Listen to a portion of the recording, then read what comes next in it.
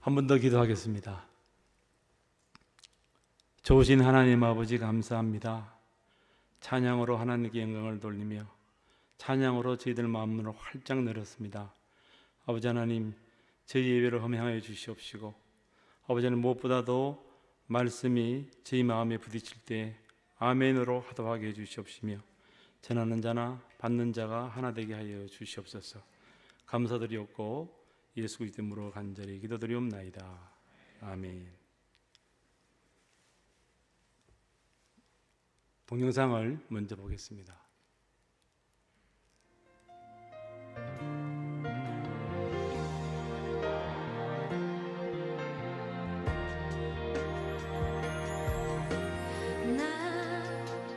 가진 재물 없으나 남이 가진 지식 없으나 남에게 있는 건강 있지 않으나 나 남이 없는 것 있으니 나 가진 재물 없으나 나 남이 가진 지식 없으나 나 남에게 있는 건강이 있지 않으나 나 남이 없는 것 있으니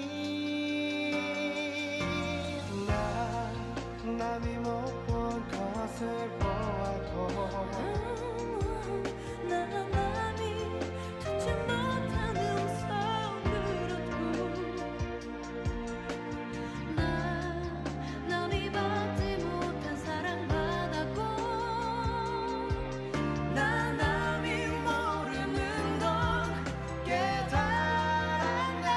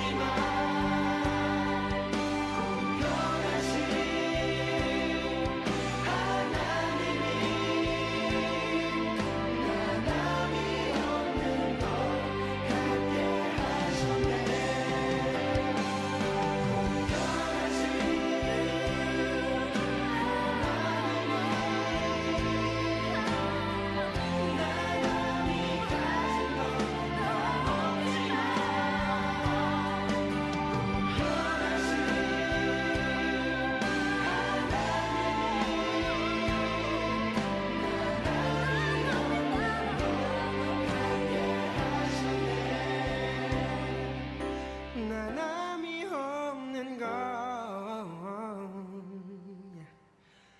얻게 하셨네.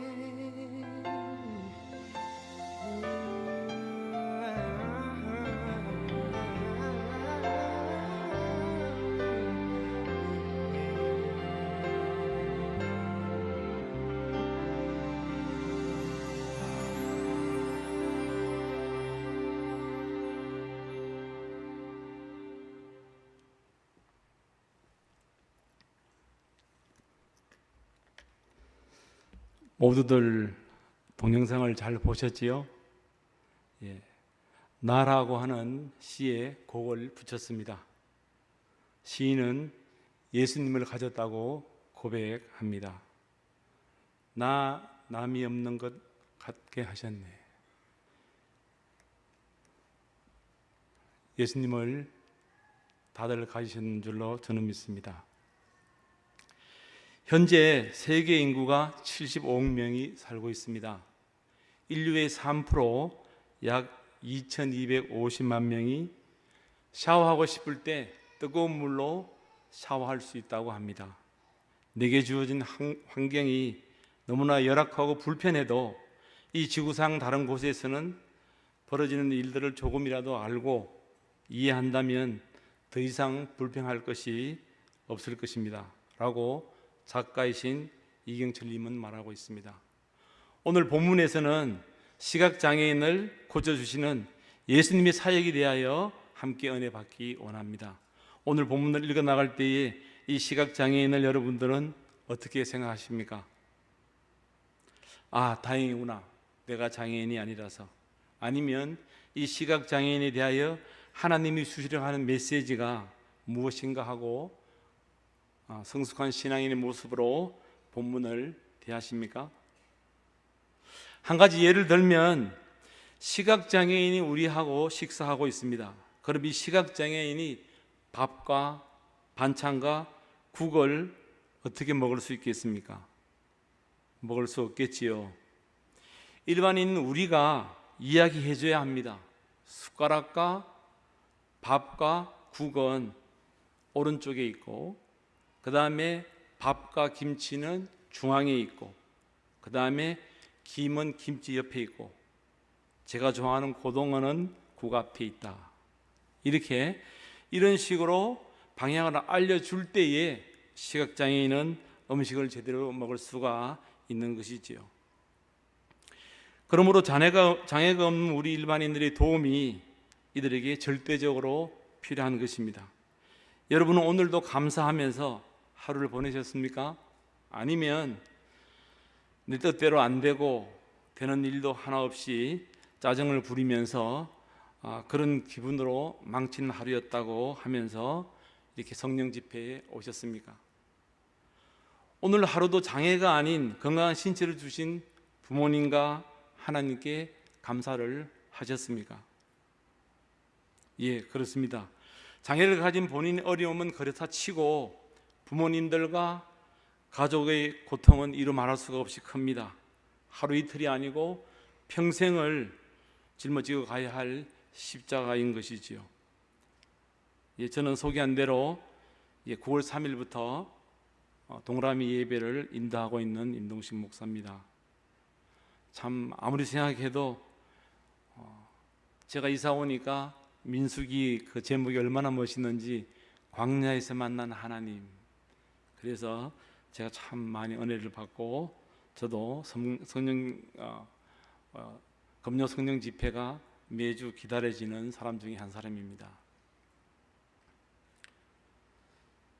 그래서 오늘 저는 소경을 시각장애인으로, 절뚝발이와 병신들을 지체장애인으로, 문둥병을 한센시병으로, 귀머거리와 벙어리를 청각장애인으로, 뇌성마비와 뇌질환을 지적장애인으로 고쳐 부르겠습니다. 아직도 옛날 성경에는 이렇게 절뚝발이와 병신들 이런 식으로 성경에 쓰여져 있는 것을 볼 때에 참 안타까움이 많이 있다고 생각하는 사람 중에 한 사람입니다. 장애를 안 가지고 있는 것 자체가 일반인 우리의 마음가짐은 왜 하나님께 감사하며 살아야 하는지를, 또한 장애인들에게 대해서 우리가 왜 선한 손을 내밀어 그들을 돕고 함께 살아야 하는지를 깨닫게 될 때에 불평이라고 하는 단어는 사치일 뿐이라고 저 개인적으로 생각하고 있습니다. 송축해 내 영혼 하는 그런 찬양 가사도 있지 않습니까? 만 가지 이유로 하나님께 감사한다는 가사가 있습니다. 또한 이런 말도 성경에 있지요. 감사로 제사를 드리는 자가 하나님을 영화롭게 한다. 이런 말씀이 성경에 있습니다. 어떻게 우리가 감사만 하는데도 하나님을 영화롭게 하겠습니까? 그만큼 하나님이 우리 모두를 사랑하고 또 우리를 주목한다고 우리는 생각해 볼 수 있는 것이지요. 우리는 매일 감사하며 살아야 합니다. 우리는 감사를 잊어버릴 때에 남을 험담하고 불평할 때에 자신도 모르는 사이에 불행은 시작되는 것입니다. 기독교 미디어 저술가인 윌슨 목사님은 이렇게 말했습니다. 알고 있는 것과 그것을 전달하는 것은 분명 다르다. 즉 지식이 곧 의사소통을 뜻하지 않는다며 정보가 많을수록 명료성은 떨어질 수밖에 없기 때문입니다. 아이디어는 공동체 내에서 울림이 있을 때만 좋은 것이 아이디어입니다. 지식 자체로는 변화를 가져올 수 없다고 윌슨 목사님은 얘기를 하고 있습니다. 그는 명료한 메시지의 비법은 핵심 아이디어를 찾는 것으로서 설교의 경우에 보기 좋게 한 문장으로 요약할 수 있어야 한다. 그는 얘기하고 있습니다. 이것을 못하면 공감을 얻어내기가 쉽지 않다며 설교를 준비하든 영상을 준비하든 한 가지만 질문하라. 즉 오늘의 설교 제목을, 그래서 저는 오늘 여러분에게 한 가지만 많은 종류의 장애인 중에서도 시각장애인에 대해서만 말씀드리고자 합니다. 물론 모든 장애가 어렵지만은 시각장애는 모든 장애의 70%를 커버한다고 얘기를 합니다. 헬런 켈러가 아시죠? 나에게 3일간만 눈 뜰 수 있는 시간을 주신다면 하는 그런 유명한 고백이 있는 것을 볼 수 있을 것입니다. 그만큼 시각장애인은 정말 보고 싶어도 보지 못하는 그런 어려움이 있는 장애가 시각장애입니다. 많은 설교자들은 설교에 앞서서 제목을 달아놓습니다. 저 역시 똑같은데요. 한마디 문장으로 말입니다. 다들 기억하시죠? 오늘의 설교 제목이 누구의 죄인가? 결론부터 이야기 드립니다. 제가 바라는 것은 예배 드리고 성전을 나갈 때에 여러 말씀들을 들으신 여러분들은 다 잊어버리더라도 제목은 기억하면 좋겠습니다. 누구의 죄인가? 라는 오늘 제목을, 장애는 하나님이 하시는 일을 나타내고자 함이라는 말씀도 잊지 않으면 더욱 좋고요. 또한 그 누구의 죄도 아니다, 부모의 죄도 본인의 죄도 아니다 하는 사실을 기억하신다면 더더욱 좋을 것입니다. 자, 오늘 본문에서는 예수 그리스도께서 길을 가시다가 날때부터 시각장애인 된 자를 만나셔서 그를 고쳐준 기사가 나옵니다. 그리스도께서 시각장애인을 고쳐주신 경우에는 이번 외에도 여러 번 있었지만 그 가운데서도 이번 경우는 두드러지게 부각되고 있습니다. 왜냐하면 이번 경우에는 예수 그리스도가 고쳐주신 자가 날 때부터 시각장애인이 된 자였을 뿐만 아니라 시각장애인을 고친 표적이 시각장애인의 운명에 관한 논쟁과 관련되어 있기 때문인 것입니다. 2000년 전에 예루살렘은 성전을 중심으로 해서 많은 거린들이 중심지였습니다. 제가 살았던 캘리포니아 LA에서도 홈레스들이 그곳에서 한번 살아봤으면 하는 그 로망이 그 홈레스 그 거린들의 전생의 목표고 또 인생의 전부입니다. 믿으십니까? 그만큼 날씨가 좋다는 얘기지요. 유대 당시의 많은 거지들은 성전의 기도 시간에 맞춰 사람들의 통행이 빈번한 성전 입구에 모여 구걸을 하였습니다. 그 당시에도 그랬지만 오늘날에도 거지들보다는 시각장애인이나 지체장애를 가진 사람들은 일할 수 있는 기회가 극히 드물기 때문에 생계에 극심한 어려움이 있었습니다. 따라서 이들은 거의 대부분 구걸을 통하여 생계를 꾸려나갔지만 보잘것없는 수입으로 인해서 그 생활의 구차스러움이란 말로 할 수 없었습니다. 미국은 잘 사니까 그런 상황을 잘 보지 못하지만 제가 5월 달에 베트남 선교를 갔었는데 전자성경을 100권을 주고 왔는데 그 사람들의 삶이 우리나라의 한 1970년대 80년대 그 수준이기 때문에 얼마나 못 사는지 냉장고가 모델은 상관하지 않고 녹도 쓸고 또 정수기 이런 게 한 10년 넘게 사용한 것 같아요. 너무너무 열악한 그런 상태에서 그런 시각장애인들이 공동생활하는 것을 보고 왔습니다.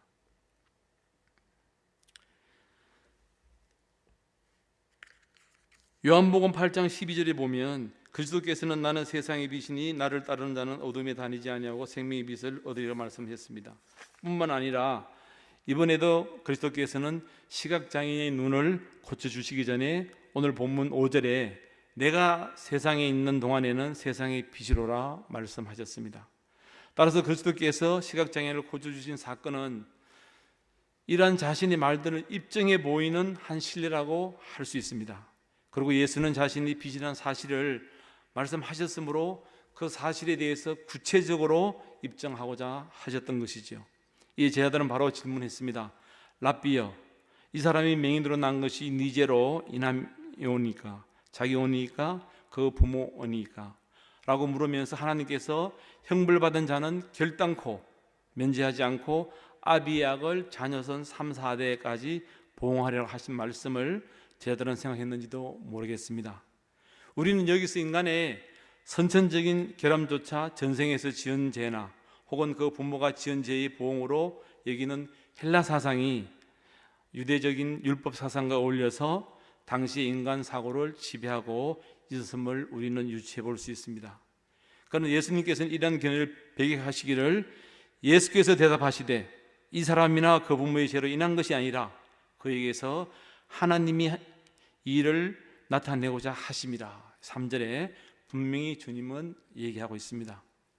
제가 장애인 사역을 쭉 하면서 장애인 부모님을 만나면 제일 먼저 오늘 이 본문 3절을 얘기해 줘야 되지만 부모님들은 먼저 마음을 열기 전까지 절대로 이 말을 저는 하지 않습니다. 참으로 안타깝고 제 마음속에는 빨리 전해야 되는데 조바심이 강하지만 그러나 저희들은 기다립니다. 저희들을 친구로 여길 때까지 기다리는 것이죠. 그 이유는 장애인 부모들은 우리들이 신뢰하기 전까지는 절대로 이 말을 듣지 않습니다. 그들 마음속으로는 너가 한번 당해보고 나서 그런 말 하지 하고 되묻는 사람들이 대다수이기 때문입니다. 그런데 저도 정확하게 2015년 12월 초에 장애인 가족이 되었습니다. 저는 전혀 원하지 않았는데 물론 사고당한 처남도 원하지 않았겠지요. 저긴 처남이 둘이 있는데 손날의 처남이 47살입니다. 산악자전거를 교회 청년들과 타다가 자전거와 함께 땅바닥에 곤두박질 치져서 목 위로만 지금 움직이고 팔, 다리를 사용하지 못하는 정증 장애인이 되고 말았습니다. 참으로 끔찍한 사고였습니다. 아직도 재활치료로 온 힘을 다해서 운동하고 있는 것을 찍어보내서 보았는데 여기에 대한 얘기는 다음 기회에 말씀드리겠습니다. 2년 전에 제가 장애인 사역할 때는 그냥 경험으로 지식으로 본 것으로 그냥 그렇게 정말 열심히 안 한 것은 아니지만은 가슴이 없이 한 것 같아요. 근데 제가 장애인 가족이 되니까 참 그 어려움이 얼마나 피부로 많이 와 닿는지 좀 더 이 사역에 대해서 더 열심히 해야 되겠다. 또 더 울 때 울고 웃을 때 웃어줘야 되겠다 하는 그런 마음을 품었습니다. 오늘날 장애인들은 이중적인 고통을 겪으며 살고 있습니다. 그들은 자신의 신체가 온전치 못한 것만으로 불편한데 사람들은 그들의 인격에도 문제가 있는 것처럼 봅니다. 일반인들과 장애인들이 가지고 있는 생각은 틀린 것이 아니고 다른 것입니다. 우리가 잘 기억하고 있는 하늘나라로 간 송명희 시인은 내승마비 증증 장애인, 즉 지적 장애인이었으나 그는 그 누구보다도 하나님을 사랑하고 있음을 그녀의 삶과 시에서 고백하고 있지 않습니까? 그의 시가 노래가 된 한 구절은 이렇게 표현하고 있습니다. 나 가진 재물 없으나 나 남이 갖지 않은 것 하나 있으니. 남이 갖지 않는 것 하나 있는 게 그의 고백은 예수 그리스도라고 그는 고백하고 있는 것이죠. 그의 아름다운 신앙의 고백을 여러분은 기억하실 것입니다. 이제 우리 모두는 성숙한 신앙인으로서 장애인들은 틀린 것이 아닙니다. 일반인들과 우리하고 다를 뿐이지요. 우리가 영성으로 생각을 하면 방금 본 우리가 유튜브 동영상에서 과연 내가 송명희 시인보다 나은가 생각할 때 제 자신도 절대 그렇지 않다고 생각을 합니다.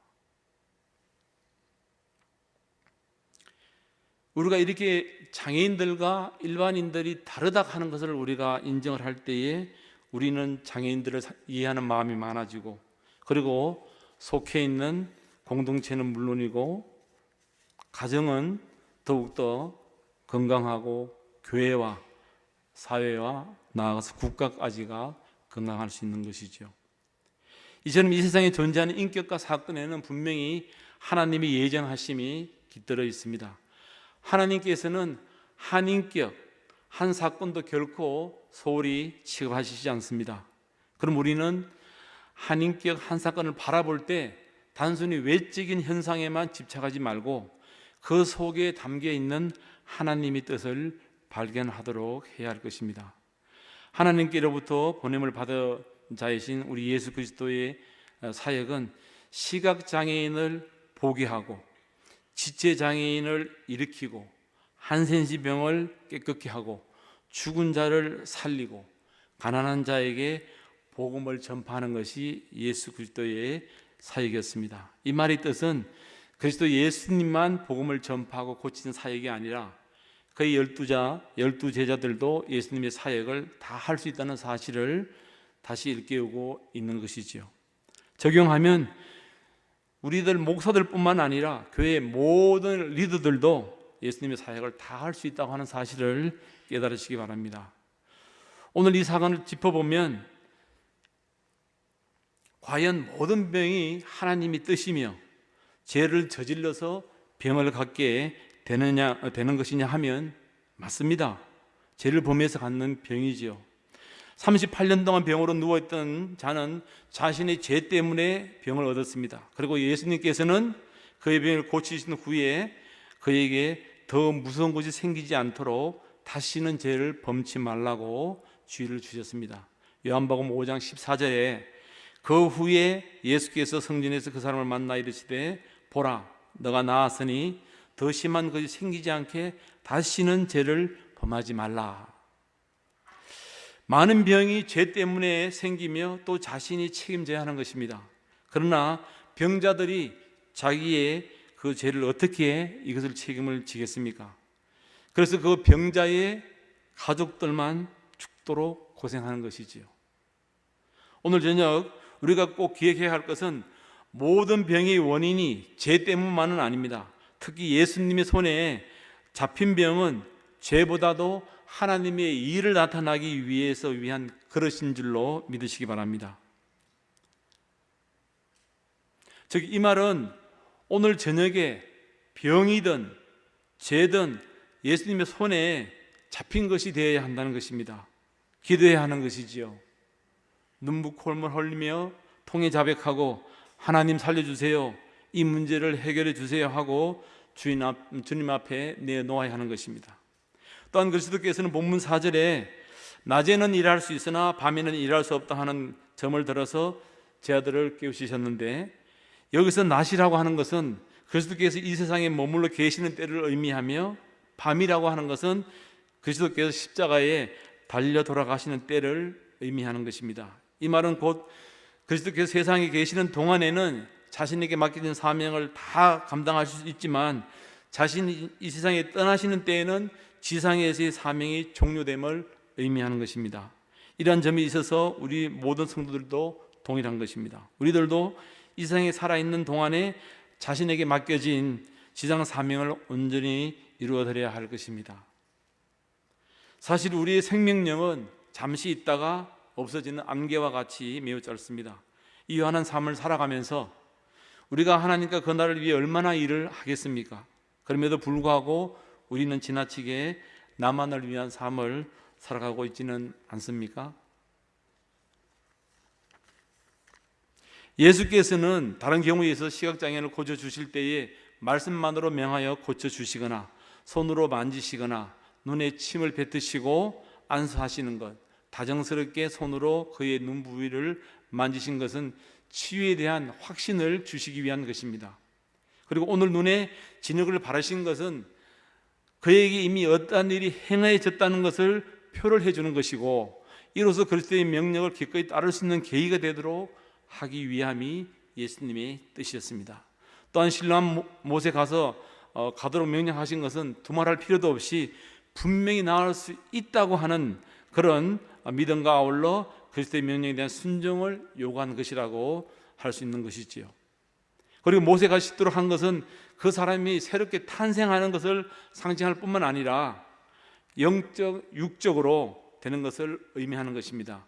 이는 그 사람이 물로서 침례를 받는 것과 비슷한 의미입니다. 본문 8절 9절에 보면 그 당시에 이웃 사람들과 그를 알고 있던 사람들은 그가 정상적인 시력을 회복하고서 걸어오는 것을 보자 모두 의아해했습니다. 그러면서 그들은 이 사람이 전에 구걸하던 그 소경이 아니냐 하고 반문하기도 하고 아니라 그 사람과 비슷한 사람이다 라고 부정하기도 하였습니다. 그러자 시각장애인이 되었던 자는 자기가 바로 그들이 이전에 알고 있었던 바로 그 사람임을 자신이 밝히고 그들의 의심을 풀어주었던 것이죠. 오늘 저녁 우리가 놓치지 않아야 할 것은 예수님이 특별히 그 시각장애인에게 실로암 못으로 가서 씻으라고 말씀하신 것은 실로암 못과 동일시되는 예수 자신에게로 사람들이 나와서 그들이 죄악을 씻고 정결케 되어야만 그들의 영적인 눈이 띄고 구원을 받을 수 있다는 사실을 상징적으로 보여주신 것으로 이해해야 할 것입니다. 여기서 실로암이라고 하는 말은 히브리어로 실로하에서 나온 말인데 보냄을 받았다는 뜻입니다. 우리가 병들고 연약해져 있을 때 예수 그리스도의 도우시는 손길에 자신을 의탁하는 산 믿음이 필요한 것이지요.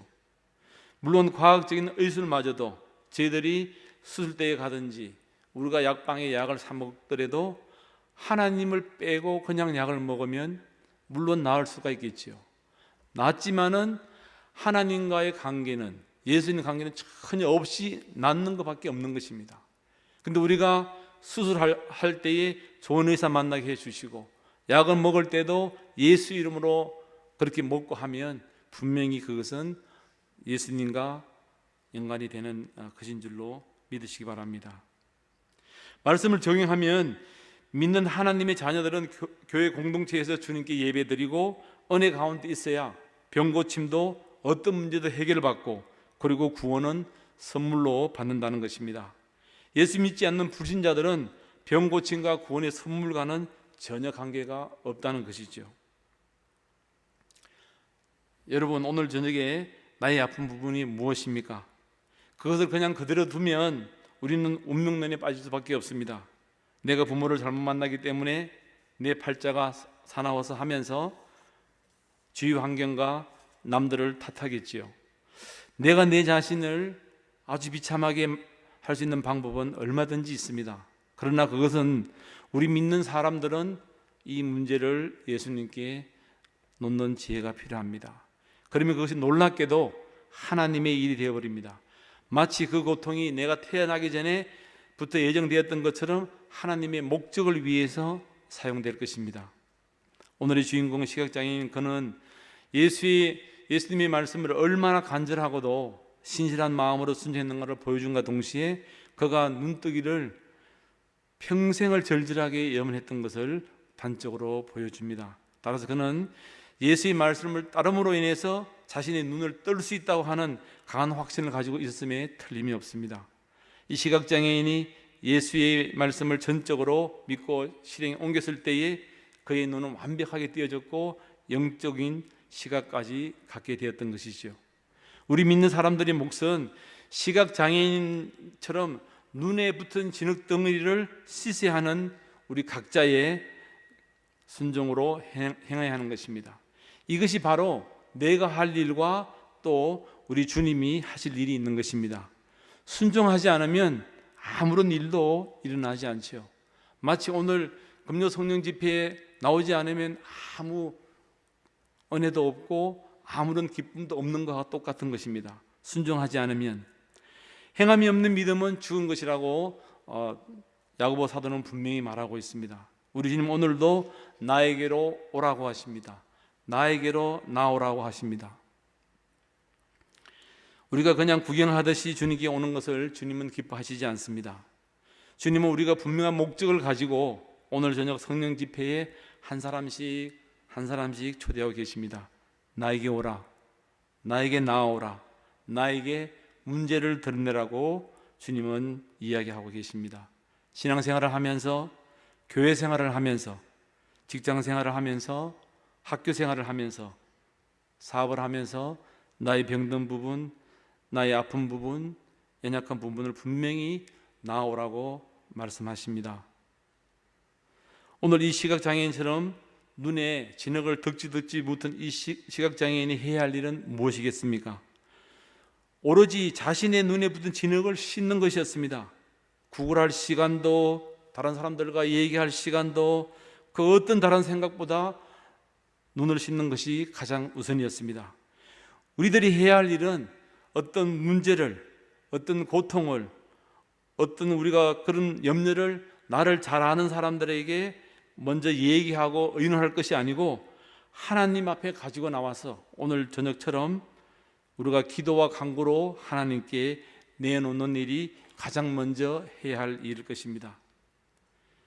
오늘 이 밤에 성령 집회에 저를 포함해서 우리 모두가 내어놓기를 바랍니다.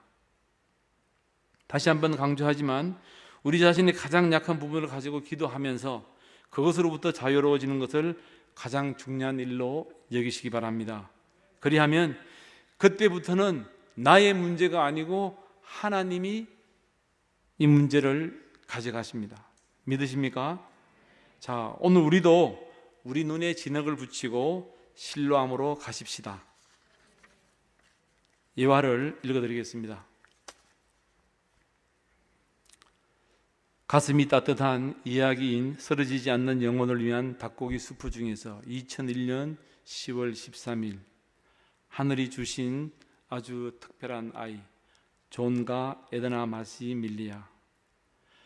우리 부부와 딸 셋은 특수시설로 향하고 있었다. 큰딸 메리는 12살, 조에는 9살, 막내 루스는 18개월. 우리는 그 슬픈 길을 조용히 가고 있었다. 사람들은 루스를 특수시설에 넣으라고 충고했다. 인생의 짐이 덜할 거예요.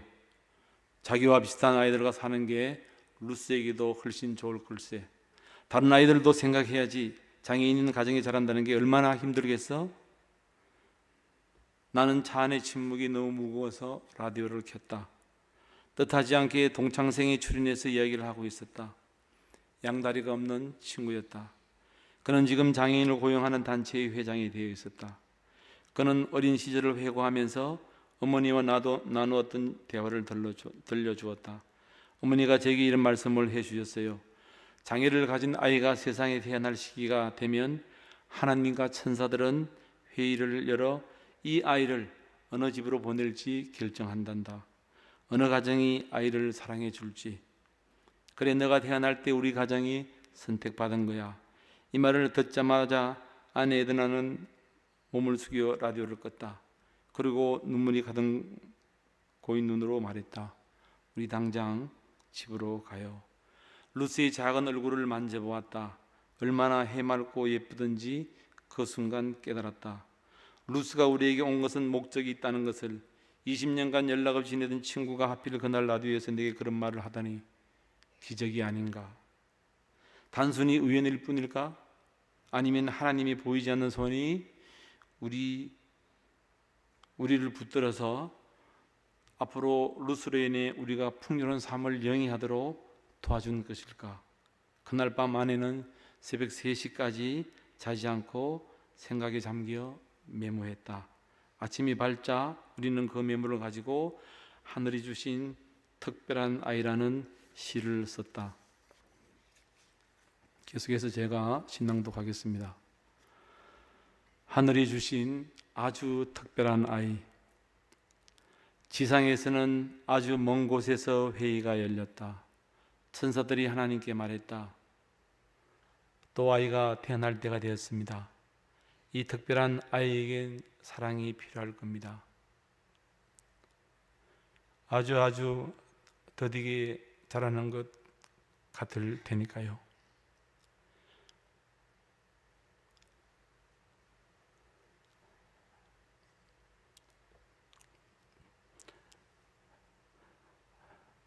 할 줄 아는 것도 별로 없는 듯 보이고, 저 밑에서 만나는 사람들의 특별한 보살핌이 필요할 겁니다. 아이는 달라거나 웃거나 놀 줄도 모르고 생각이 아주 먼 곳에 머물 겁니다. 여러 가지로 적응하지 못할 때고 장애인으로 알려지게 될 테지요. 그러나 아이를 어디로 보낼지 신중히 정하세요. 저희는 아이가 만족스러운 삶을 살기를 바랍니다. 하나님, 당신을 대면해서 특별한 일을 맡을 부모를 찾아주세요. 그들은 당장 어떤 역할을 하게 될지 닿지 못하겠지만 이 아이가 하늘에서 보내지면 그 가정이 믿음이 강해지고 사랑도 더욱 커질 것입니다. 곧 그들은 하늘의 선물을 돌보는 특권을 얻었음을 알 것입니다. 그들에게 맡겨진 보드랍고 여린 아이가 하늘이 주신 아주 특별한 아이임을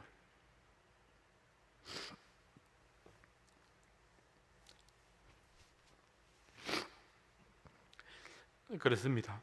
예수를 믿는 가정은 이를 장애인을 용납하지만 예수를 믿지 않는 세상 사람들은 한평생을 서로 원망하고 삽니다.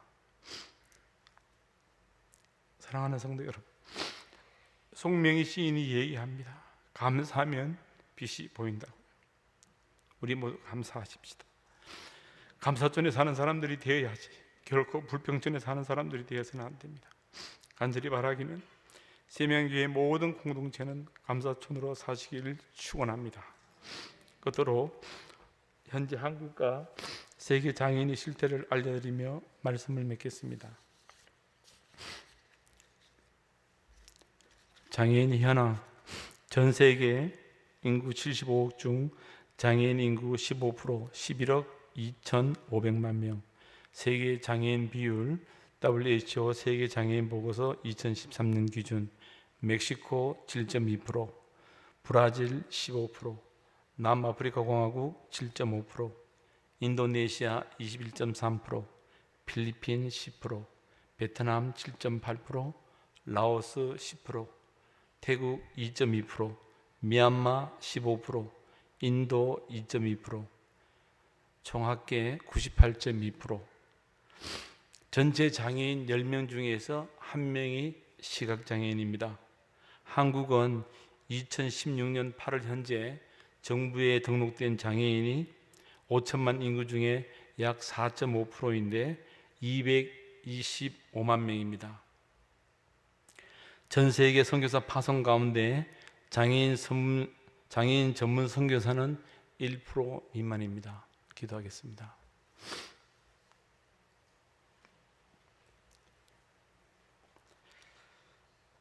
하나님 아버지, 감사합니다. 오늘은 요한복음 9장에서 시각장애인에 대해서 순종하는 그 모습을 보았습니다. 아버지 하나님, 저희들도 순종하는 삶으로, 순종하는 믿음으로 나아가게 하여 주시옵소서.